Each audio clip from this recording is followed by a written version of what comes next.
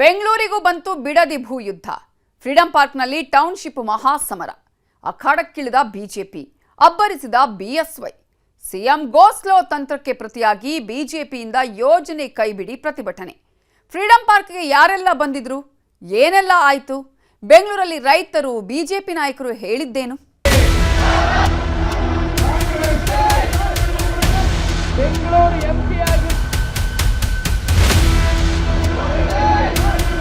ನಾವು ರೈತರುಗಳೇನೋ ನಾವು ಅನ್ನ ಉಟ್ಕೊಂಡು ಉಂಟಾ ಇದೀವಲ್ಲ, ನಮ್ಮ ಭೂಮಿ ಕಿತ್ಕೊಳಕ್ ಬಂದಿದ್ದೀರಲ್ಲ, ನಿಮ್ಮ ಮಾನವತೆ ಇದ್ದ. ನಾನು ಹೇಳ್ತೇನೆ, ಈ ಶಿವಕುಮಾರ್ ಸರ್ಕಾರಕ್ಕೆ ಏನು ಅಧಿಕಾರ ಮತದಿಂದ ದೊಡ್ಡ ಬಹುಮತ ಇದೆ ಅಂತ ಒಂದೇ ಒಂದು ಕಾರಣಕ್ಕೋಸ್ಕರ ಒಂದು ರೀತಿ ತಗ್ಲಕ್ ದರ್ಬಾರನ್ನೇ ನಡೆಸಕ್ಕೆ ಹೊರಟಿದ್ದೀರಾ. ಬಹುಶಃ ಇದು ಕೊನೆಯ ತುದಿಗೆ ಮುಟ್ತಾ ಇದೆ. ಮಾನ್ಯ ಮುಖ್ಯಮಂತ್ರಿಗಳೇ, ರಾಜ್ಯದಲ್ಲಿ ಏನು ಈ ನಾಡಿಗೆ ತುತ್ತು ಅನ್ನವನ್ನು ಕೊಡ್ತಕ್ಕಂಥ ರೈತನ ಕೋಪಕ್ಕೆ ಗುರಿಯಾದರೆ ಯಾವುದೇ ಸರ್ಕಾರಗಳು ಬದುಕುಳಿದಿಲ್ಲ, ಯಾವುದೇ ಸರ್ಕಾರಗಳು ಬದುಕುಳಿದಿಲ್ಲ. ಬಾರ್ಕೋಲ್ದಿಂದ ಹೊಡೆದ್ರೆ ಆ ಚರ್ಮವನ್ನು ಕಿತ್ಕೊಂಡ್ಬರ್ಬೇಕು. ಶಿವಕುಮಾರ್ ಅವರುಗಳು ಆ ರೀತಿ ಜನರೆಲ್ಲರೂ ತಕ್ಕ ಪಾಠವನ್ನು ಕಲಿಸ್ಬೇಕು. ಯಾವುದೋ ಮಾಫಿಯಾ ಸರ್ಕಾರ ಕಂಟ್ರೋಲ್ ಮಾಡ್ತಾ ಇದೆ, ಆದ್ರೆ ಮೊದಲ ಬಾರಿಗೆ ಕರ್ನಾಟಕದಲ್ಲಿ ಭೂ ಮಾಫಿಯಾ ನಡೆಸುವವರು ಸರ್ಕಾರ ನಡೆಸ್ತಾ ಇದ್ದಾರೆ. ಇದು ವ್ಯತ್ಯಾಸ, ಇದು ವ್ಯತ್ಯಾಸ. ಮೊನ್ನೆ ಅಧಿಕಾರಿಗಳನ್ನೇ ಅಟ್ಟಾಡಿಸಿಕೊಂಡು ಹೊಡೆದಿದ್ರು. ಆನಂತರ ಪೊರಕ್ಕೆ ಒನಕೆಗಳನ್ನು ಹಿಡಿದು ಸರ್ಕಾರಕ್ಕೆ ಎಚ್ಚರಿಕೆ ಕೊಟ್ಟಿದ್ರು. ಈಗ ಸೀದಾ ಬೆಂಗಳೂರಿಗೆ ಬಂದಿದ್ದಾರೆ. ಅನ್ನದಾತರ ಆಕ್ರೋಶದ ಕಟ್ಟೆಯೊಡೆದಿದೆ. ಬಿಜೆಪಿ ನಾಯಕರ ಜೊತೆಗೂಡಿ ಪ್ರತಿಭಟನೆ ಮಾಡಿದ್ದಾರೆ. ಸರ್ಕಾರಕ್ಕೆ ಕೊನೆ ವಾರ್ನಿಂಗ್ ಕೊಟ್ಟಿದ್ದಾರೆ.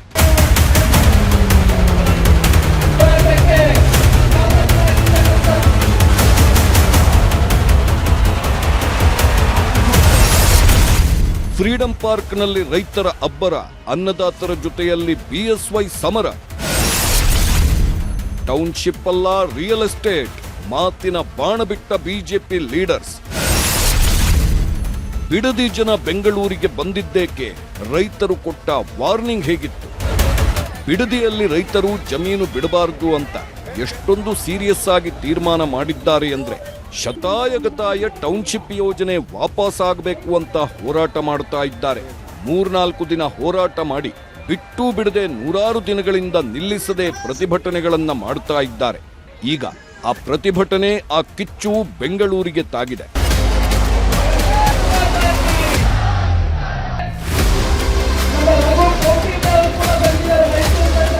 ಎಸ್, ಬೆಂಗಳೂರಿನಲ್ಲೂ ಬಿಡದಿ ರೈತರ ಧ್ವನಿ ಮೊಳಗಿದೆ.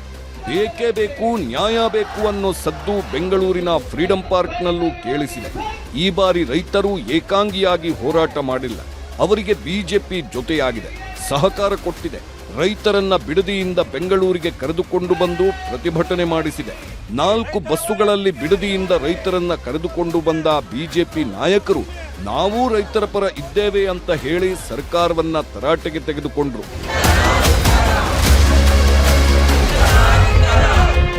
ಬಿಡದಿ ಟೌನ್ಶಿಪ್ ವಿರೋಧಿಸಿ ನೂರಾರು ದಿನಗಳಿಂದಲೂ ಪ್ರತಿಭಟನೆ ನಡೀತಾ ಇದೆ. ಆದ್ರೆ ಇತ್ತೀಚಿನ ದಿನಗಳಲ್ಲೇ ಅದು ತನ್ನ ಕಾವು ಹೆಚ್ಚಿಸಿಕೊಂಡಿದೆ. ಯಾವಾಗ ಡಿಕೆ ಶಿವಕುಮಾರ್ ಸಿಎಂ ಆಗಿ ಬಂದ್ರೋ, ಯಾವಾಗ ಟೌನ್ಶಿಪ್ ಯೋಜನೆ ಬಗ್ಗೆ ಮಾತಾಡಿದ್ರು, ಆಗಿನಿಂದಲೇ ಬಿಡದಿ ಭೂಯುದ್ಧ ಜೋರಾಗಿತ್ತು. ಎಚ್ಡಿಕೆ ಬಿಡದಿಗೆ ಎಂಟ್ರಿ ಕೊಟ್ಟಿದ್ರು. ರೈತರ ಪರವಾಗಿ ಬೈರಮಂಗಲಕ್ಕೆ ಹೋಗಿ ಡಿಕೆ ಶಿವಕುಮಾರ್ಗೆ ಸವಾಲು ಹಾಕಿದ್ರು. ಇದೇ ವೇಳೆ ಟೌನ್ಶಿಪ್ ಪರ ಇರೋ ರೈತರು ಹೋರಾಟ ಮಾಡಿ ವಿರೋಧ ಇರೋರ ಜೊತೆ ಜಗಳಕ್ಕಿಳಿದಿದ್ರು. ಕುಮಾರಸ್ವಾಮಿಗೂ ಮುತ್ತಿಗೆ ಹಾಕಲು ಮುಂದಾಗಿದ್ರು. ಒಂದು ಕಡೆ ರೈತರು ಟೌನ್ಶಿಪ್ ಬೇಡ ಅಂತ ಹೋರಾಟ ಮಾಡ್ತಾ ಇದ್ರು, ಮತ್ತೊಂದು ಕಡೆ ಜಮೀನು ಕೊಟ್ಟಿರೋ ರೈತರ ಭೂಮಿಗಳನ್ನ ಸರ್ವೆ ಮಾಡೋ ಕೆಲಸವಾಗಿತ್ತು. ಆದ್ರೆ ಭೂಮಿ ಸರ್ವೆ ಮಾಡಲು ಅಧಿಕಾರಿಗಳು ಹೋಗಿದ್ದೇ ತಡ. ಒಂದಷ್ಟು ರೈತರು ಅವರನ್ನ ಅಟ್ಟಾಡಿಸಿ ಓಡಿಸಿದ್ರು. ಪೊರಕ್ಕೆ ಚಪ್ಪಲಿಗಳಿಂದ ಹೊಡೆದಿದ್ರು. ಕಾರುಗಳ ಮೇಲೆಯೂ ದಾಳಿಗಳನ್ನ ಮಾಡಿದ್ರು. ಸದ್ಯ ಅವರ ಮೇಲೆ ಬಿಡದಿ ಪೊಲೀಸ್ ಠಾಣೆಯಲ್ಲಿ 2 FIR ದಾಖಲಾಗಿದೆ. ಅದಕ್ಕೆ ತೀವ್ರ ಆಕ್ರೋಶ ವ್ಯಕ್ತಪಡಿಸಿರೋ ವಿಪಕ್ಷಗಳು ಈಗ ರೈತರನ್ನ ಬೆಂಗಳೂರಿಗೆ ಕರೆದುಕೊಂಡು ಬಂದು ಪ್ರತಿಭಟನೆ ಮಾಡಿದ್ದಾರೆ.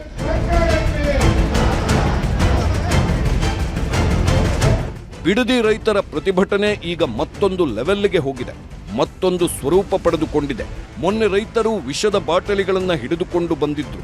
ವಿಷ ಕುಡಿದು ಸಾಯ್ತೀವಿ, ಜಮೀನು ಮಾತ್ರ ಕೊಡಲ್ಲ ಅಂತ ಹೇಳಿದ್ರು. ಇನ್ನು ಕೆಲವರು ಪೊರಕೆಗಳನ್ನ ಒನಕೆಗಳನ್ನ ತೆಗೆದುಕೊಂಡು ಬಂದಿದ್ರು. ಈಗ ಸರ್ಕಾರ ಕೆಲಸ ಮಾಡ್ತಾ ಇರೋ ಬೆಂಗಳೂರಿಗೆ ಬಂದಿದ್ದಾರೆ. ಸರ್ಕಾರ ನಡೆಯೋ ವಿಧಾನಸೌಧದ ಕೂಗಳತೆ ದೂರದಲ್ಲೇ ಪ್ರತಿಭಟನೆ ಮಾಡಿದ್ದಾರೆ. ಸರ್ಕಾರಕ್ಕೆ ಕೇಳಿಸುವಂತೆ ಘೋಷಣೆಗಳನ್ನ ಕೂಗಿದ್ದಾರೆ. ಬಿಜೆಪಿ ಆಯೋಜನೆ ಮಾಡಿರೋ ಪ್ರತಿಭಟನೆಗೆ ರೈತರಿಗಿಂತ ಮೊದಲೇ ಬಿಜೆಪಿ ನಾಯಕರು ಬಂದಿದ್ರು. ಎಲ್ಲರೂ ಬೆಳ್ಳಂಬೆಳಿಗ್ಗೆ ಹಸಿರು ಶಾಲು ಹಾಕ್ಕೊಂಡು ಶಿಸ್ತಿನಿಂದ ಪ್ರತಿಭಟನೆಗೆ ಹಾಜರಾಗಿದ್ರು. ಬಿಜೆಪಿ ನಾಯಕರೆಲ್ಲರೂ ಬಂದು ಪ್ರತಿಭಟನೆ ಶುರು ಮಾಡಿದ ಮೇಲೆ ಆ ಸ್ಥಳಕ್ಕೆ ರೈತರು ಎಂಟ್ರಿ ಕೊಟ್ಟಿದ್ರು. ಸರ್ಕಾರದಿಂದಲೇ ಟೌನ್ಶಿಪ್ ಯೋಜನೆ ಆಗ್ತಾ ಇದೆ. ಡಿಕೆ ಶಿವಕುಮಾರ್ ಹಠಕ್ಕೆ ಬಿದ್ದು ಯೋಜನೆಯನ್ನ ತರ್ತಾ ಇದ್ದಾರೆ. ಸರ್ಕಾರವೇ ಎಲ್ಲದಕ್ಕೂ ಹೊಣೆ ಅಂತ ಅಲ್ಲಿ ಬಂದಿದ್ದ ಬಿಜೆಪಿ ನಾಯಕರು ಆಕ್ರೋಶ ವ್ಯಕ್ತಪಡಿಸಿದ್ರು. ಬಿಡದಿ ಪ್ರಾಜೆಕ್ಟ್ ಏನಿದೆ, ಇದು ಕಾಂಗ್ರೆಸ್ ಪಾರ್ಟಿಗೆ ಚಿನ್ನದ ಮೊಟ್ಟೆಯನ್ನ ಇಡುವಂತ ಒಂದು ಪ್ರಾಜೆಕ್ಟ್. ಇಲ್ಲಿ ಚಿನ್ನದ ಗಣಿ ಇದೆ, ಅದನ್ನ ಲೂಟಿ ಮಾಡಿ ತೆಗೆದುಕೊಂಡು ಹೋಗಬೇಕು ಅನ್ನೋದು ಕಾಂಗ್ರೆಸ್ ಪಾರ್ಟಿಯ ಹುನ್ನಾರ. ಅದಕ್ಕೋಸ್ಕರ ಈ ಪ್ರಾಜೆಕ್ಟ್ ಅನ್ನ ಜನಗಳ ರೈತರ ವಿರೋಧ ಇದ್ರೂ ಕೂಡ ಇವತ್ತು ಈ ಪ್ರಾಜೆಕ್ಟ್ ಅನ್ನ ಮಾಡ್ತಾ ಇದ್ದಾರೆ. ಇದರಲ್ಲಿ self interest, not public interest. ಅದಕ್ಕೋಸ್ಕರ ನಾವು ಈ ಪ್ರಾಜೆಕ್ಟ್ ಬಿಡಬೇಕು, ಕೈ ಬಿಡಬೇಕು. ಇದು ರೈತ ವಿರೋಧಿ ಪ್ರಾಜೆಕ್ಟ್. ಇದು ನೀವು ಮಾಡೋದ್ರಿಂದ ಅಲ್ಲಿ ಲಕ್ಷಾಂತರ ಎಕರೆ ಅಲ್ಲ, ಲಕ್ಷಾಂತರ ಜನಕ್ಕೆ ತೊಂದರೆ ಆಗ್ತಾ ಇದೆ. ಸರ್ಕಾರದ ವಿರುದ್ಧ ಮುಗಿಬಿದ್ದ ಬಿಜೆಪಿ ನಾಯಕರು. ಸಿಎಂ ಡಿಕೆ ಶಿವಕುಮಾರ್ ವಿರುದ್ಧ ರೈತರ ವಾಗ್ದಾಳಿ. ಬಿಡದಿಯಲ್ಲಿ ಒಂದಷ್ಟು ರೈತರು ಭೂಮಿಯನ್ನ ಕೊಡೋದಕ್ಕೆ ಒಪ್ಪಿಕೊಂಡಿದ್ದಾರೆ. ಅವರು ನಮ್ಮ ಭೂಮಿಯನ್ನ ತಗೊಳ್ಳಿ, ಅಭಿವೃದ್ಧಿ ಮಾಡಿ ಅಂತ ಪ್ರತಿಭಟನೆಗಳನ್ನ ಮಾಡ್ತಾ ಇದ್ದಾರೆ. ಆದರೆ ಭೂಮಿ ಕೊಡಲು ಒಪ್ಪಿರೋ ರೈತರ ಪರವಾಗಿ ಯಾರೂ ಪ್ರತಿಭಟನೆಗಳನ್ನ ಮಾಡ್ತಾ ಇಲ್ಲ. ಆದ್ರೆ ಭೂಮಿ ಕೊಡಲ್ಲ ಅಂತ ಇರೋ ರೈತರ ಪರವಾಗಿ ಮಾತ್ರ ರೈತ ಸಂಘಟನೆಗಳು, ವಿಪಕ್ಷಗಳು ಅಖಾಡಕ್ಕಿಳಿತಾ ಇವೆ. ಸರ್ಕಾರದ ವಿರುದ್ಧ ಪ್ರತಿಭಟನೆಗಳನ್ನ ಮಾಡ್ತಾ ಇದ್ದಾರೆ. ಅದೇ ರೀತಿ ಈಗ ಬಿಜೆಪಿ ಬೈರಮಂಗಲದಲ್ಲಿ ಕುಳಿತು ಪ್ರತಿಭಟನೆ ಮಾಡ್ತಾ ಇದ್ದು ರೈತರನ್ನೇ ಬೆಂಗಳೂರಿಗೆ ಕರೆದುಕೊಂಡು ಬಂದಿದೆ. ಬೆಂಗಳೂರಿನಲ್ಲಿ ಪ್ರತಿಭಟನೆ ಮಾಡಿದ್ರೆ ಇಡೀ ರಾಜ್ಯಕ್ಕೆ ಮುಟ್ಟುತ್ತೆ ಅನ್ನೋ ಕಾರಣಕ್ಕೆ ರೈತರನ್ನೇ ಇಲ್ಲಿಗೆ ಕರೆದುಕೊಂಡು ಬಂದು ಫ್ರೀಡಂ ಪಾರ್ಕ್ನಲ್ಲಿ ಹೋರಾಟ ಮಾಡಿದ್ದಾರೆ. ಬಿಡದಿಯಲ್ಲಿ ನಡೀತಾ ಇರೋ ಪ್ರತಿಭಟನೆಯಲ್ಲಿ ರೈತರೇ ಮಾತಾಡ್ತಾ ಇದ್ರು. ರೈತರೇ ತಮ್ಮ ಆಕ್ರೋಶವನ್ನ ಹೊರಹಾಕ್ತಾ ಇದ್ರು. ಆದ್ರೆ ಬೆಂಗಳೂರಿನಲ್ಲಿ ನಡೆದಿರೋ ಪ್ರತಿಭಟನೆಯಲ್ಲಿ ನಾಯಕರೇ ಅಬ್ಬರಿಸಿ ಬೊಬ್ಬಿರಿದಿದ್ದಾರೆ. ರೈತರ ಪರವಾಗಿ ನಾವಿದ್ದೇವೆ, ರೈತರನ್ನ ಎದುರು ಹಾಕೊಂಡಿರೋ ಸರ್ಕಾರ ಹೆಚ್ಚು ದಿನ ಇರಲ್ಲ ಅಂತ ವಾರ್ನಿಂಗ್ ಕೊಟ್ಟಿದ್ದಾರೆ. ಸರ್ಕಾರ ಟೌನ್ಶಿಪ್ ಮಾಡ್ತಾ ಇಲ್ಲ, ರಿಯಲ್ ಎಸ್ಟೇಟ್ ದಂಧೆ ಮಾಡ್ತಾ ಇದೆ. ರಿಯಲ್ ಎಸ್ಟೇಟ್ ದಂಧೆ ನಡೆಸಲು ನಾವು ಬಿಡೋದಿಲ್ಲ ಅಂತ ಹೇಳಿದ್ದಾರೆ. ಗ್ರೇಟರ್ ಬೆಂಗಳೂರು ಟೌನ್ಶಿಪ್ ಯಾರಿಗಾಗಿ? ನಾವು ಹಿಂದೆ ಸರ್ಕಾರದ ಬಗ್ಗೆ ಮಾತಾಡುವಾಗ ಹೇಳ್ತಾ ಇದ್ವಿ, ಭೂ ಮಾಫಿಯಾ ಸರ್ಕಾರನ ಕಂಟ್ರೋಲ್ ಮಾಡ್ತಾ ಇದೆ, ಸರಾಯಿ ಮಾಫಿಯಾ ಸರ್ಕಾರನ ಕಂಟ್ರೋಲ್ ಮಾಡ್ತಾ ಇದೆ, ಯಾವುದೋ ಮಾಫಿಯಾ ಸರ್ಕಾರ ಕಂಟ್ರೋಲ್ ಮಾಡ್ತಾ ಇದೆ. ಆದ್ರೆ ಮೊದಲ ಬಾರಿಗೆ ಕರ್ನಾಟಕದಲ್ಲಿ ಭೂ ಮಾಫಿಯಾ ನಡೆಸುವವರೇ ಸರ್ಕಾರ ನಡೆಸ್ತಾ ಇದ್ದಾರೆ. ಇದು ವ್ಯತ್ಯಾಸ. ಇವತ್ತು ಇದು ವ್ಯತ್ಯಾಸ. ಭೂ ಮಾಫಿಯಾ ಯಾರು ನಡೆಸ್ತಾ ಇದ್ದಾರೆ, ಯಾರಿಗೆ ಭೂಮಿ ಬೇಕು, ಯಾರಿಗೆ ಭೂಮಿಯ ಹಪಾಹಪಿ ಇದೆ, ಅವರೇ ಈ ಸರ್ಕಾರ ನಡೆಸ್ತಾ ಇದ್ದಾರೆ. ಇದು ವ್ಯತ್ಯಾಸ. ಬಿಡದಿ ಹೋರಾಟ ದಿನದಿಂದ ದಿನಕ್ಕೆ ಹೆಚ್ಚಾಗ್ತಾ ಇರುವುದನ್ನು ನೋಡಿದ ಸರ್ಕಾರ ಸಹ ಸ್ವಲ್ಪ ಸ್ಲೋ ಆಗ್ತಾ ಇದೆ. ಯೋಜನೆ ಮಾಡುವುದಕ್ಕೆ ಆತುರ ತೋರಿಸ್ತಾ ಇಲ್ಲ. ಬಲವಂತದ ಕ್ರಮ ಇಲ್ಲ ಅಂತ ಈಗಾಗಲೇ ಸಿಎಂ ಡಿಕೆ ಶಿವಕುಮಾರ್ ಹೇಳಿದ್ದಾರೆ. ಸಮಿತಿ ರಚಿಸುತ್ತೇವೆ, ಸಮಿತಿ ಕೊಡೋ ರಿಪೋರ್ಟ್ ಮೇಲೆ ಮುಂದಿನ ಹೆಜ್ಜೆ ಇಡ್ತೀವಿ ಅಂತ ಹೇಳ್ತಾ ಇದ್ದಾರೆ. ಆದರೂ ರೈತರು ಮತ್ತು ವಿಪಕ್ಷಗಳು ಸರ್ಕಾರದ ನಿರ್ಧಾರಕ್ಕೆ ಸಮಾಧಾನ ಆಗ್ತಾ ಇಲ್ಲ. ಯೋಜನೆಯನ್ನ ಸಂಪೂರ್ಣವಾಗಿ ಕೈಬಿಡಬೇಕು ಅಂತ ಪಟ್ಟು ಹಿಡಿದಿದ್ದಾರೆ. ಒಂದು ಕಡೆ ಬಿಡದಿಯಲ್ಲಿ ಪರ ವಿರೋಧ ಹೋರಾಟಗಳು ನಡೀತಾ ಇದ್ರೆ, ಮತ್ತೊಂದು ಕಡೆ ವಿಪಕ್ಷಗಳು ದೊಡ್ಡ ಮಟ್ಟದ ಹೋರಾಟಕ್ಕೆ ಮನಸ್ಸು ಮಾಡಿವೆ. ರೈತರ ಜೊತೆಯಾಗಿಯೇ ಪ್ರತಿಭಟನೆಗಳನ್ನ ಮಾಡ್ತಾ ಇವೆ. ನೇಗಿಲ ಯೋಗಿ ಹಾಡು ಹಾಡಿದ ರೈತರು, ಹಸಿರು ಶಾಲು ಬೀಸಿ ಬೆಂಬಲ ಸೂಚಿಸಿದ ನಾಯಕರು. ಬಿಡದಿ ಭೂಯುದ್ಧದಲ್ಲಿ ಈಗಾಗಲೇ ಸಾಕಷ್ಟು ರೀತಿಯ ಪ್ರತಿಭಟನೆಗಳು ನಡೆದಿವೆ. ರೈತರು ತಮ್ಮಿಂದ ಏನು ಸಾಧ್ಯವೋ ಎಲ್ಲವನ್ನೂ ಮಾಡಿದ್ದಾರೆ. ಈಗ ಜನನಾಯಕರಿಂದ ತಮಗೆ ನ್ಯಾಯ ಸಿಗಬಹುದು ಅಂತ ತೀರ್ಮಾನಿಸಿ ಅವರು ಹೇಳಿದಂತೆಲ್ಲ ಕೇಳ್ತಾ ಇದ್ದಾರೆ. ಅವರು ಕರೆದ ಕಡೆಗೆಲ್ಲ ಹೋಗ್ತಾ ಇದ್ದಾರೆ. ಹಾಡು ಅಂದ್ರೆ ಹಾಡ್ತಾ ಇದ್ದಾರೆ, ಕುಣಿ ಅಂದ್ರೆ ಕುಣಿತಾ ಇದ್ದಾರೆ. ಸದ್ಯ ಬೆಂಗಳೂರಿನ ಫ್ರೀಡಂ ಪಾರ್ಕಿನಲ್ಲೂ ಅದೇ ನಡೆದಿದೆ. ಬಿಡದಿ ಭೂಮಿಗಾಗಿ ಹೋರಾಡ್ತಾ ಇರೋ ರೈತರ ಜೊತೆ ಹಾಡುಗಾರರು ಬಂದಿದ್ದು ಅವರು ರೈತ ಗೀತೆ ಉಳುವ ಯೋಗಿಯ ನೋಡಲ್ಲಿ ಎಂಬ ಹಾಡನ್ನ ಹಾಡಿ ನೆರೆದಿದ್ದವರನ್ನ ರಂಜಿಸಿದ್ರು. ಕಷ್ಟದೊಳನ್ನವ ದುಡಿವನ ತ್ಯಾಗಿ ಸೃಷ್ಟಿ ನಿಯಮದೊಳಗವನೇ ಹೋಗಿ ಉಳುವ ಯೋಗಿಯ ನೋಡಲ್ಲಿ ಉಳುವ ಯೋಗಿಯ ನೋಡಲ್ಲಿ ಉಳುವ ಯೋಗಿಯ ನೋಡಲ್ಲಿ ಉಳುವ ಯೋಗಿಯ ನೋಡಲ್ಲಿ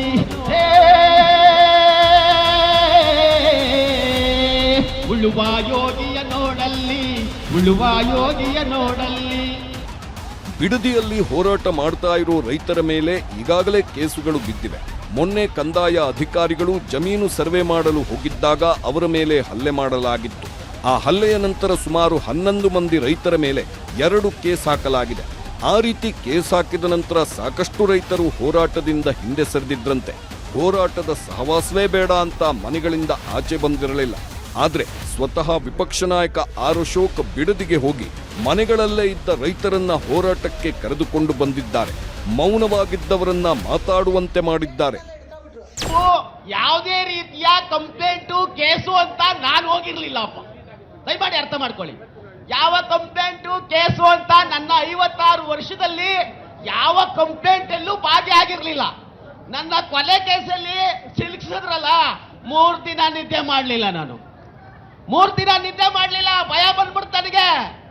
ಮತ್ತೆ ನಾನು ಹಿಂದುಳಿದ ವರ್ಗದವನು ಇರೋದು 20 ಗುಂಟೆ ಕಡೆ ಮನೆ. ನನ್ನ ಯಾರು ಬೆಂಬಲಿಸಕ್ಕೆ ಬರ್ಲಿವಲ್ಲ, ನನ್ನ ಪರವಾಗಿ ನಿಂತ್ಕೊಂಡು ಯಾರು ನನಗೆ ಧೈರ್ಯ ಹೇಳಲಿಲ್ವಲ್ಲ ಅಂತ 3 ದಿನ ಮನೆ ಈಚೆಗೆ ಬರಲಿಲ್ಲ, ಮಲ್ಕೊಂಡ್ಬಿಟ್ಟೆ. ಅಷ್ಟೊತ್ತಿಗೆ ದೇವರಾಗಿ ನಮ್ಮ ಅಶೋಕ್ ಅಣ್ಣವರು ನನ್ನ ಮನೆಗೆ ಬಂದರು. ನಮ್ಮ ಭಾರತೀಯ ಜನತಾ ಪಾರ್ಟಿಯ ವಿರೋಧ ಪಕ್ಷದ ನಾಯಕರು, ನಾವು ಪ್ರೀತಿಯಿಂದ ಆರ್ ಅಶೋಕ್ ಅಣ್ಣ ಅಂತಾನೆ ಕರಿತಾ ಇರ್ತೀವಿ. ನಮ್ಮ ನಾರಾಯಣ ಸ್ವಾಮಿ ಅವರು ಹಾಗೂ ಅಶೋಕ್ ಅಣ್ಣವ್ರು ಬಂದು ನನಗೆ ಒಂದು ಶಾಂತವನ ತುಂಬಿದ್ರು. ಇವತ್ತು ಮಾತ್ರ ಖುಷಿಯಾಗಿದ್ದೇನೆ ನಾನು. ಬಿಡದಿ ಭೂ ಹೋರಾಟದಲ್ಲಿ ಇತ್ತೀಚೆಗೆ ಜಯಮ್ಮ ಅನ್ನೋ ಮಹಿಳೆ ಹೆಚ್ಚು ಗುರುತಿಸಿಕೊಳ್ತಾ ಇದ್ದಾರೆ. ಅಧಿಕಾರಿಗಳನ್ನ ಪೊರಕೆಯಲ್ಲಿ ಹೊಡೆಯೋದ್ರಲ್ಲೂ ಇವರು ಪ್ರಮುಖ ಪಾತ್ರ ವಹಿಸಿದ್ರು. ಪೊರಕೆ ಚಳುವಳಿಯಲ್ಲೂ ಮುಂಚೂಣಿಯಲ್ಲಿದ್ರು. ಈಗ ಅವರನ್ನ ಬೆಂಗಳೂರಿಗೂ ಕರೆದುಕೊಂಡು ಬಂದಿರೋ ಬಿಜೆಪಿ ನಾಯಕರು ಅವರಿಂದಲೂ ಮಾತಾಡಿಸಿದ್ದಾರೆ. ಭೂಮಿಗಾಗಿ ಹೋರಾಟ ಮಾಡಿದ್ದಕ್ಕೆ ಕೊಲೆ ಕೇಸುಗಳನ್ನ ಹಾಕಿದ್ದಾರೆ. ಆದ್ರೆ ಅಲ್ಲಿ ಅಂದು ನಡೆದಿದ್ದೇ ಬೇರೆ ಅಂತ ಜಯಮ್ಮ ತಮ್ಮ ಅನುಭವಗಳನ್ನ ಹೇಳಿಕೊಂಡ್ರು. ನಮ್ಮನ್ನ ರೈತರನ್ನೆಲ್ಲ ಮನೇಲಿರಿ ಅಂದ್ಬಿಟ್ಟು ಕಾಣ್ದಂಗೆ ಇವರು ಪೊಲೀಸ್ ಸಿಬ್ಬಂದಿಗಳನ್ನ ಇವರು ಹಠ ಮಾಡೋಕ್ಕೆಲ್ಲ ಕರ್ಸ್ಬಿಟ್ಟು ಮೇಲಿಂದ ಹಠ ಮಾಡಿಸ್ಕೊಳ್ತಾ ಇದ್ರು. ನಾವು ಲೇಡೀಸ್ ಒಂದು 20 ಜನ ಹೋಗಿ ಕೂತಿದ್ದ ಹುಣಸೆ ಮರದಡೆ ಕೂತಿದಾಗ ಪೊಲೀಸ್ನವ್ರು ಎಲ್ಲ ಕವರ್ ಆಗಿದ್ರು. ಕವರ್ ಆಗಿದಾಗ ನಾವೇನಂತ ಅಂದು, ನಾವು ಬಿಡಲ್ಲ ಸ್ವಾಮಿ, ನಾವು ಯಾವಾಗಿದ್ರು ನಮಗೆ ಒಂದು ಮನವಿ ಪತ್ರ ಕೊಡಲೇಬೇಕು ಅಂತ ಗಂಟ ನಾವು ಅಳತೆ ಮಾಡಕ್ಕೆ ಬಿಡಲ್ಲ ಅಂತ ಕೇಳ್ಕೊಂಡು ಅಂಥದ್ರಲ್ಲೂ ಅಳತೆ ಮಾಡಿಸ್ತಾ ಇದ್ರು. ಅವಾಗ ಏನು ಮಾಡ್ದೆ, ಪರ್ಕೆ ತಗೊಂಡ ಹೋದು. ಅಲ್ಲಿರೋರು ಸಿಟಿಲಿರೋರು ನಾವು ರೈತರುಗಳೇನೋ ನಾವು ಅನ್ನ ಉಡ್ಸ್ಕೊಂಡು ಉಂಟಾ ಇದೀವಲ್ಲ, ನಮ್ಮ ಭೂಮಿ ಕಿತ್ಕೊಳಕ್ಕೆ ಬಂದಿದ್ದೀರಲ್ಲ, ನಿಮ್ಮ ಮಾನವತೆ ಇದ್ದತ್ತ ಅಲ್ಲ. ರೈತರು ಏನೋ ಒಂದು ಅರ್ಧ ಎಕರೆ 1 ಎಕರೆ 1000 ಎಕರೆ ಮಡಗಿದ್ದೀರಿ. ನಿಮ್ಮ ಭೂಮಿ ನಮಗೆ ಬಿಟ್ಬಿಡ್ರಿ, ನಮ್ಮ ಭೂಮಿ ನಿಮಗೆ ಬಿಟ್ಕೊಟ್ಬಿಡ್ತೀವಿ. ನಮಗೂ 1 ವಾರ ವರ್ಷದಿಂದ ನಾವು ಕುತ್ಕೊಂಡು ಅನ್ನ ತಿಂದು ಫುಟ್ಪಾತಲ್ಲಿ ಬೇಜಾರಾಗೋಗದೆ. ಇವತ್ತು ಸಾಹುಕಾರಗಳನ್ನ ನೀವು ಎತ್ಲಿ ಕಟ್ಟಿ ನೀವು ಪೆಂಡಲ್ ಹಾಕೊಂಡು ಅನ್ನ ತಿಂತಾ ಇದ್ದೀರಿ. ಯಾರೆಲ್ಲ ಕೇಸು ಹಾಕಿಸ್ಕೊಂಡಿದ್ದಾರೋ ಅವರ ಪರವಾಗಿ ನಾವು ಇರ್ತೇವೆ ಅಂತ ಬಿಜೆಪಿ ಆಶ್ವಾಸನೆ ಕೊಟ್ಟಿದೆ. ಜೆಡಿಎಸ್ ಸಹ ರೈತರ ಪರವಾಗಿ ಕೇಸಾಗಿರೋ ಅನ್ನದಾತರ ಪರವಾಗಿ ನಾವಿದ್ದೇವೆ ಅಂತ ಹೇಳಿದೆ. ಈಗ ಅವರನ್ನೇ ಪ್ರತಿಭಟನೆಯಲ್ಲಿ ಮಾತನಾಡಿಸಲಾಗಿದೆ. ನೊಂದ ರೈತರ ಜೊತೆಗೆ ಬಿಜೆಪಿ ನಾಯಕರು ಅಬ್ಬರಿಸಿದ್ದು ಯೋಜನೆಯನ್ನ ಸಂಪೂರ್ಣವಾಗಿ ಬಂದ್ ಮಾಡಬೇಕು, ಯಾವುದೇ ಕಾರಣಕ್ಕೂ ಮುಂದುವರಿಸಬಾರದು ಅಂತ ಒತ್ತಾಯ ಮಾಡಿದ್ರು. ಬೆಂಗಳೂರು ಬೆಳೆಯಬೇಕು, ಆದ್ರೆ ಈಗ ಬೆಳೆದಿದೆಯಲ್ಲ ಇದು ಸಾಕು. ಬೆಂಗಳೂರಿನ ಟ್ರಾಫಿಕ್ ನಲ್ಲಿ ಬೆಳಗ್ಗೆಯಿಂದ ಸಂಜೆವರೆಗೆ ಹೋರಾಟ ಯಾರ್ಯಾರು ಪ್ರಯಾಣ ಮಾಡ್ತಾರೋ ಮಿನಿಮಮ್ 3 ರಿಂದ 4 ತಾಸುಗಳ ಕಾಲ ಟ್ರಾಫಿಕ್ ಅಲ್ಲೇ ಇರ್ತಾರೆ. ಇಂಥ ಪರಿಸ್ಥಿತಿ ನಮಗೆ ಬೇಕಾ? ಅಂದಮೇಲೆ ನೀವು ಏರ್ಪೋರ್ಟ್ ಮಾಡ್ತೀರಿ ಎಲ್ಲಿ ಅಂದ್ರೆ ಕನಕಪುರದಲ್ಲಿ ಬೇಕಂತೆ, ಮೆಡಿಕಲ್ ಕಾಲೇಜ್ ಬೇಕಂತೆ ಕನಕಪುರದಲ್ಲಿ ಬೇಕಂತೆ, ಈಗ ಟೌನ್ಶಿಪ್ ಬೇಕು, ಅಲ್ಲೇ ಬೇಕು. ಯಾಕೆ ಬೇಕು ನಿಮಗೆ? ಚಿಕ್ಕಬಳ್ಳಾಪುರ ಬೆಳಿಬಾರ್ದ? ಬಾಗೇಪಲ್ಲಿ ಕಡೆ ಬರ್ರಿ. ಎಷ್ಟು ನಿಮಗೆ ಎಷ್ಟು ಎಕರೆ ಬೇಕೋ ಸಿಗುತ್ತೆ. ಟೌನ್ ರೈತರ ಪರವಾಗಿ ಯಡಿಯೂರಪ್ಪ ಮಾತು. ಸರ್ಕಾರಕ್ಕೆ ಕೊನೆಯ ಮೊಳೆ ಹೊಡೆಯಲು ಬಿಜೆಪಿ ಸಿದ್ಧ ಎಂದ ಬಿಎಸ್ವೈ. ಬಿಡದಿಯಲ್ಲಿ ನಡೀತಾ ಇರೋ ಹೋರಾಟಕ್ಕೆ ಈಗಾಗಲೇ ಸಾಕಷ್ಟು ಬೆಂಬಲ ಸಿಕ್ಕಿದೆ. ರಾಜ್ಯದ ವಿವಿಧ ಭಾಗಗಳಲ್ಲಿರೋ ರೈತರು, ರೈತ ಸಂಘಟನೆಗಳು ಬೆಂಬಲ ಕೊಟ್ಟಿವೆ. ವಿಪಕ್ಷಗಳಲ್ಲಿರೋ ರಾಜಕೀಯ ನಾಯಕರು ಬೆಂಬಲ ಸೂಚಿಸಿದ್ದಾರೆ. ಜೆಡಿಎಸ್, ಬಿಜೆಪಿಯ ಪ್ರಮುಖ ನಾಯಕರು ಬಿಡದಿಗೆ ಹೋಗಿ ಪ್ರತಿಭಟನೆಯಲ್ಲಿ ಭಾಗಿಯಾಗಿದ್ದಾರೆ. ಯೋಜನೆಯ ಪಿತಾಮಹ ಅಂತ ಸರ್ಕಾರದಿಂದ ಕರೆಸ್ಕೊಳ್ತಾ ಇರೋ ಎಚ್.ಡಿ. ಕುಮಾರಸ್ವಾಮಿ ಬೈರಮಂಗಲಕ್ಕೆ ಹೋಗಿ ಡಿ.ಕೆ. ಶಿವಕುಮಾರ್ಗೆ ಸವಾಲು ಹಾಕಿದ್ರು. ಬನ್ನಿ ಬಿಡದಿಗೆ ಈ ಬಗ್ಗೆ ಚರ್ಚೆ ಮಾಡೋಣ ಅಂತ ಅಲ್ಲಿ ಒಂದು ಖಾಲಿ ಕುರ್ಚಿ ಇಟ್ಟಿದ್ರು. ಈಗ ಬಿ.ಎಸ್. ಯಡಿಯೂರಪ್ಪ ಸಹ ರೈತರ ಪರವಾಗಿ ಫ್ರೀಡಂ ಪಾರ್ಕ್ನಲ್ಲಿ ನಿಂತು ಸರ್ಕಾರದ ವಿರುದ್ಧ ಘರ್ಜಿಸಿದ್ರು. ಯಡಿಯೂರಪ್ಪ ಗುಡುಗಿದ್ರೆ ವಿಧಾನಸೌಧ ನಡುಗುವುದು, ಯಡಿಯೂರಪ್ಪ ಗುಡುಗಿದ್ರೆ ವಿಧಾನಸೌಧ ನಡುಗುವುದು ಅನ್ನೋ ಘೋಷಣೆಗಳು ಬೆಂಗಳೂರಿನಲ್ಲಿ ಮತ್ತೊಮ್ಮೆ ಕೇಳಿಸಿದ್ವು. ಯಾಕಂದ್ರೆ ತುಂಬಾ ದಿನಗಳ ನಂತರ ಯಡಿಯೂರಪ್ಪ ಹೋರಾಟಕ್ಕಿಳಿದಿದ್ರು. ಬಿಡದಿ ರೈತರ ಪರವಾಗಿ ಘರ್ಜಿಸಿದ್ರು. ಜೈ ಶ್ರೀರಾಮ್ ಅಂತ ಮಾತಾಡಲು ಶುರು ಮಾಡಿದ್ದ ಯಡಿಯೂರಪ್ಪ, ಬರಗಾಲ ಇದೆ, ಜನ ಕಣ್ಣೀರಲ್ಲಿ ಕೈ ತೊಳೆಯುತ್ತಿದ್ದಾರೆ, ಜಿಲ್ಲೆಗೆ ಹೋಗಿ ಜನರ ಸಂಕಷ್ಟ ಕೇಳಲಿಲ್ಲ, ಆದ್ರೆ ಇವರು ದೆಹಲಿಗೆ ಹೋಗಿ ಸಂಪುಟ ವಿಸ್ತರಣೆಯಲ್ಲಿ ಬ್ಯುಸಿ ಇದ್ದಾರೆ ಅಂತ ಸರ್ಕಾರದ ವಿರುದ್ಧ ಆಕ್ರೋಶ ವ್ಯಕ್ತಪಡಿಸಿದ್ರು. ನಾನು ಹೇಳ್ತೇನೆ, ಈ ಶಿವಕುಮಾರ್ ಸರ್ಕಾರಕ್ಕೆ ಏನು ಅಧಿಕಾರ ಮತದಿಂದ ದೊಡ್ಡ ಬಹುಮತ ಇದೆ ಅಂದ್ರೆ ಒಂದೇ ಒಂದು ಕಾರಣಕ್ಕೋಸ್ಕರ ಒಂದು ರೀತಿ ತಗುಲಕ್ ದರ್ಬಾರನ್ನೇ ನಡೆಸಕ್ಕೆ ಹೊರಟಿದ್ದೀರಾ. ಬಹುಶಃ ಇದು ಕೊನೆಯ ತುದಿಗೆ ಮುಟ್ತಾ ಇದೆ. ನಾನು ಹೇಳ್ತೇನೆ, ಈ ಸರ್ಕಾರಕ್ಕೆ ಇದು ಸಾಂಕೇತಿಕವಾಗಿ ಇಲ್ಲಿ ಹೋರಾಟ ನಡೀತಾ ಇದೆ. ನೀವು ಯಾವ ಜಿಲ್ಲೆಗೆ ಹೇಳಿದ್ರು ಸಹ ನಾನು ಬಂದು ಒಂದು ಅರ್ಧ ದಿವಸ ಇದ್ದು ಜನರ ಸಂಕಷ್ಟಕ್ಕೆ ಸ್ಪಂದಿಸಕ್ಕೆ ಸಿದ್ಧ ಇದ್ದೇನೆ. ನಾವೆಲ್ಲ ಒಟ್ಟಾಗಿ ಸೇರಿ ಈ ಭ್ರಷ್ಟ ಸರ್ಕಾರವನ್ನು ಕಿತ್ತೊಗೆಯಬೇಕಾಗಿದೆ. ಇಲ್ಲದಿದ್ರೆ ನಾಡಿನ ಜನತೆಗೆ ಭವಿಷ್ಯ ಇಲ್ಲ. ಬೆಂಗಳೂರಿನಲ್ಲಿ ನಡೆದಿರುವುದು ಕೇವಲ ಸಾಂಕೇತಿಕ ಹೋರಾಟ ಮಾತ್ರ. ಮುಂದಿನ ದಿನಗಳಲ್ಲಿ ಪ್ರತಿ ಜಿಲ್ಲೆಗಳಲ್ಲೂ ಪ್ರತಿಭಟನೆಗಳು ನಡೆಯುತ್ತವೆ. ಎಲ್ಲಾ ಜಿಲ್ಲೆಯಲ್ಲೂ ಬಿಜೆಪಿ ಹೋಗಿ ಬೆಂಬಲ ಕೊಡುತ್ತೆ ಅಂತ ಬಿಜೆಪಿ ವಾರ್ನಿಂಗ್ ಕೊಟ್ಟಿದೆ. ತೀವ್ರ ಸ್ವರೂಪ ಪಡ್ಕೊಳ್ತು ಬಿಡದಿಯ ರೈತರ ಹೋರಾಟ. ಪಾದಯಾತ್ರೆಗೆ ಕರೆಕೊಟ್ಟ ಬಿಜೆಪಿ ಬಿಡದಿಯಿಂದ ಬೆಂಗಳೂರಿಗೆ ಕಾಲ್ನಡಿ. ಕನಕಪುರಕ್ಕೆ 2ನೇ ಏರ್ಪೋರ್ಟ್, ಸಿಎಂ ವಿರುದ್ಧ ವಿಪಕ್ಷಗಳ ಆಕ್ರೋಶ. ಎಸ್, ಬಿಡದಿ ಬೆಂಗಳೂರಿನಲ್ಲಿ ನಡೆದಿದ್ದೆಲ್ಲ ಸ್ಯಾಂಪಲ್ ಅಂತ ಹೇಳ್ತಾ ಇರೋ ಬಿಜೆಪಿ ಪಿಕ್ಚರ್ ಅಭಿ ಬಾಕಿ ಹೇ ಅಂತ ಸರ್ಕಾರಕ್ಕೆ ವಾರ್ನಿಂಗ್ ಕೊಟ್ಟಿದೆ. ಪಾದಯಾತ್ರೆ ಮಾಡಿ ಸರ್ಕಾರಕ್ಕೆ ಬಿಸಿ ಮುಟ್ಟಿಸುತ್ತೇವೆ ಅಂತ ಹೇಳಿ ರೈತ ಹೋರಾಟದಲ್ಲೇ ಪಾದಯಾತ್ರೆಗೆ ಕರೆ ಕೊಟ್ಟಿದೆ. ಪಾದಯಾತ್ರೆ ಬಗ್ಗೆ ಬಿಜೆಪಿ ರಾಜ್ಯಾಧ್ಯಕ್ಷ ಬಿವೈ ವಿಜಯೇಂದ್ರ ಘೋಷಣೆ ಮಾಡಿದ್ರು. ಬಿಡದಿಯಿಂದ ಬೆಂಗಳೂರಿಗೆ ಬಿಜೆಪಿ ಪಾದಯಾತ್ರೆ ಮಾಡಲಿದ್ದು 2 ದಿನಗಳ ಕಾಲ ಈ ಪಾದಯಾತ್ರೆ ಇರಲಿದೆ ಅಂತ ಹೇಳಿದ್ದಾರೆ. ಆ ಮೂಲಕ ಬಿಜೆಪಿ ಬಿಡದಿಯನ್ನ ಬಿಡಲ್ಲ ಅನ್ನೋ ಸಂದೇಶ ಕೊಟ್ಟಿದೆ. ಬಿಜೆಪಿಗೆ ಈಗ ಬಿಡದಿ ರೈತ ಹೋರಾಟದ ಜೊತೆಗೆ ಮತ್ತೊಂದು ಅಸ್ತ್ರವೂ ಸಿಕ್ಕಿದೆ. ಅದು ಬೆಂಗಳೂರಿನ 2ನೇ ಏರ್ಪೋರ್ಟ್ ವಿಚಾರ. ಎಸ್, ಬೆಂಗಳೂರಿನ ಸುತ್ತಮುತ್ತ 2ನೇ ಏರ್ಪೋರ್ಟ್ ಮಾಡಲು ತೀರ್ಮಾನಿಸಲಾಗಿದ್ದು, ದಕ್ಷಿಣ ಬೆಂಗಳೂರು ಭಾಗದಲ್ಲಿ ಈ ಏರ್ಪೋರ್ಟ್ ಮಾಡಲು ಡಿ.ಕೆ. ಶಿವಕುಮಾರ್ ಮನಸ್ಸು ಮಾಡಿದ್ದಾರಂತೆ. ಕೆಂಪೇಗೌಡ ಅಂತಾರಾಷ್ಟ್ರೀಯ ವಿಮಾನ ನಿಲ್ದಾಣದ ಮೇಲಿನ ಒತ್ತಡವನ್ನು ಕಡಿಮೆ ಮಾಡಲು ಈ ಹೊಸ ವಿಮಾನ ನಿಲ್ದಾಣವನ್ನು ಸ್ಥಾಪಿಸಲಾಗುತ್ತಿದೆ. ಅದನ್ನ ಈಗ ಕನಕಪುರಕ್ಕೆ ತೆಗೆದುಕೊಂಡು ಹೋಗ್ತಾ ಇದ್ದಾರೆ ಅನ್ನೋ ಆರೋಪಗಳೂ ಕೇಳಿಬಂದಿವೆ. ಬೆಂಗಳೂರು ಸುತ್ತಮುತ್ತ ಸಾಕಷ್ಟು ಜಾಗಗಳಿವೆ. ಆದರೆ ಡಿ.ಕೆ. ಶಿವಕುಮಾರ್ ತಮ್ಮ ಸ್ವಾರ್ಥಕ್ಕಾಗಿ ಕನಕಪುರಕ್ಕೆ ಏರ್ಪೋರ್ಟ್ ತೆಗೆದುಕೊಂಡು ಹೋಗಲು ಮನಸ್ಸು ಮಾಡಿದ್ದಾರೆ. ಅದಕ್ಕೆ ನಾವು ಬಿಡಲ್ಲ ಅಂತ ಹೇಳ್ತಾ ಇರೋ ಬಿಜೆಪಿ ಅದನ್ನೂ ವಿರೋಧಿಸಿ ಪಾದಯಾತ್ರೆ ಮಾಡಲು ತೀರ್ಮಾನಿಸಿದೆ. ಇನ್ನು ಬಿಡದಿ ವಿಚಾರವಾಗಿ ಡಿ.ಕೆ. ಶಿವಕುಮಾರ್ ಸಾಕಷ್ಟು ಬಾರಿ ಸ್ಪಷ್ಟನೆ ಕೊಟ್ಟಿದ್ದಾರೆ. ಟೌನ್ಶಿಪ್ನ ಪಿತಾಮಹ ನಾನಲ್ಲ, ನಾನು ಫೌಂಡೇಶನ್ ಹಾಕಿಲ್ಲ, ಇದು ನನ್ನ ಯೋಜನೆ ಅಂತ ಹೇಳುವ ಅವಶ್ಯಕತೆ ಇಲ್ಲ ಅಂತ ಈಗಾಗಲೇ ಸಾಕಷ್ಟು ಬಾರಿ ಹೇಳಿದ್ದಾರೆ. ಅದಕ್ಕೆ ಒಂದಷ್ಟು ದಾಖಲೆಗಳನ್ನು ಕೊಟ್ಟಿದ್ದಾರೆ. 2006ರಲ್ಲಿ ಕುಮಾರಸ್ವಾಮಿ ಸಿಎಂ, ಯಡಿಯೂರಪ್ಪ ಡಿಸಿಎಂ. ಆ ಸಮಯದಲ್ಲಿ ಬಿಡದಿ ಸೇರಿ 5 ಉಪನಗರ ಆಗಬೇಕೆಂದು ತೀರ್ಮಾನ ಮಾಡಿದ್ರು. ಈಗ ಗಲಾಟೆ ಆಗ್ತಾ ಇರೋ 3 ಗ್ರಾಮಗಳನ್ನು 2007ರಂದೇ ಸೇರಿಸಿದ್ರು. 2009ರಂದು ರೆಡ್ ಝೋನ್ ಆಗಿ ಆದೇಶ ಮಾಡಿದ್ರು. ಆದ್ರೆ ಈಗ ನಮ್ಮ ಮೇಲೆ ಆರೋಪಗಳನ್ನ ಮಾಡ್ತಾ ಇದ್ದಾರೆ ಅಂತ ಡಿಕೆಶಿ ಹೇಳಿದ್ದಾರೆ. ಸಿಎಂ ಏನು ಹೇಳಿದ್ರೂ ಈಗ ರೈತರು ಒಪ್ತಾ ಇಲ್ಲ. ಯೋಜನೆಯನ್ನ ಕೈಬಿಡಲೇಬೇಕು ಅಂತ ಒತ್ತಾಯಿಸ್ತಾ ಇದ್ದಾರೆ. ಸರ್ಕಾರ ಸಹ ರೈತರ ಹೋರಾಟಗಳನ್ನ ಗಮನಿಸ್ತಾ ಇದ್ದು ಯೋಜನೆಯನ್ನ ಸ್ಲೋ ಮಾಡಲು ತೀರ್ಮಾನಿಸಿದೆ. ಒಂದು ಸಮಿತಿಯನ್ನ ಮಾಡಿ ಸಮಿತಿ ಕೊಟ್ಟ ಆಧಾರದ ಮೇಲೆ ಮುಂದಕ್ಕೆ ಹೋಗಲು ತೀರ್ಮಾನಿಸಿದೆ. ಆದ್ರೆ ಅದೆಲ್ಲ ಅವಶ್ಯಕತೆ ಇಲ್ಲ ಅಂತ ರೈತರು ಹೋರಾಟ ಮುಂದುವರೆಸಿದ್ದಾರೆ.